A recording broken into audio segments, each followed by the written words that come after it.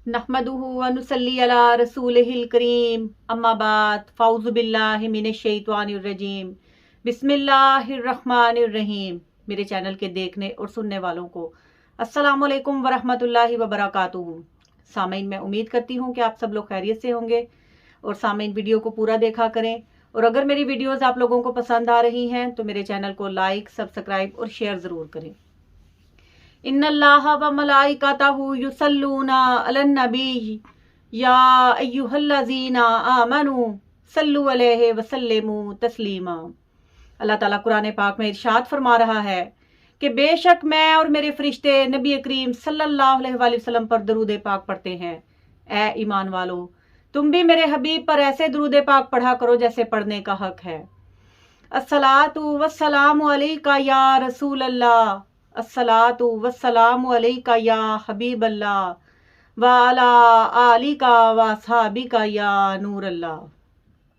एक दिन हजरत ईसा अलैहिस्सलाम कहीं सफर पर जा रहे थे तो रास्ते में उन्होंने एक पत्थर देखा जो दूध से ज्यादा सफेद और चमकदार था और दूसरे पत्थरों से मुनफरिद था। तो हजरत ईसा अलैहिस्सलाम बड़े हैरान होकर उस पत्थर की तरफ देखने लगे और उसके गिर्द चक्कर लगाने लगे। तो आवाज़े कुदरत आई कि ए ईसा, इसमें हैरान होने वाली क्या बात है? मैं तुम्हें इससे ज़्यादा हैरान कर देने वाली बात ना दिखाऊं? तो फिर हज़रत ईसा अलैहिस्सलाम ने अर्ज़ की, या रब्बुल इज़्ज़त दिखाएं। तो अल्लाह ताला ने फरमाया कि ए ईसा, तुम अपना आसा इस पत्थर पर मारो। तो जब हज़रत ईसा अलैहिस्सलाम ने अपना आसा उस पत्थर पर मारा तो वो पत्थर दो हिस्सों में तकसीम हो गया। तो हज़रत ईसा अलैहिस्सलाम ने देखा कि उस पत्थर में एक बुजुर्ग आदमी बैठे इबादत कर रहे हैं और ताज़ा अंगूरों का गुच्छा उसके पास पड़ा हुआ है। हज़रत ईसा बड़े हैरान होकर उसको देखने लगे और फिर उसके करीब बैठ गए। और जब वो बुजुर्ग अपनी इबादत से फारग हुए तो हज़रत ईसा अलैहिस्सलाम ने पूछा कि अल्लाह के बंदे, तुम कब से यहाँ पर हो? तो उसने बताया कि मुझे 400 साल हो गए हैं, मैं इसी तरह अल्लाह ताला की इबादत कर रहा हूँ और अल्लाह तबारक ताला मुझे रिज़्क़ अता कर रहा है। तो फिर हज़रत ईसा अलैहिस्सलाम ने हैरान होकर अल्लाह तबारक ताला से कहा कि या रब्बुल इज़्ज़त, क्या कोई इतनी भी इबादत करेगा?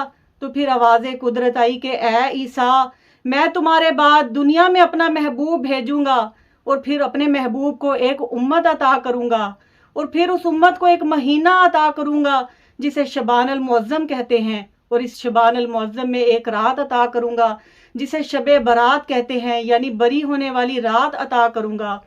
और जो मेरे महबूब का उम्मती इस रात में खलूस दिल के साथ 2 रकात नमाज नफल अदा करेगा तो मैं उसके उस 2 नफलों का सवाब इस 400 साल की इबादत से ज़्यादा अता करूँगा।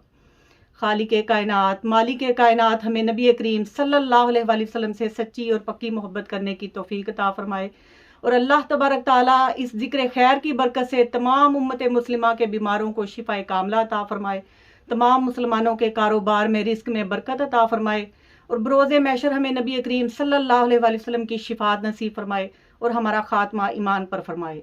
आमीन सुम्मा आमीन व आखिरु दवाना अनिल हम्दुलिल्लाहि रब्बिल आलमीन।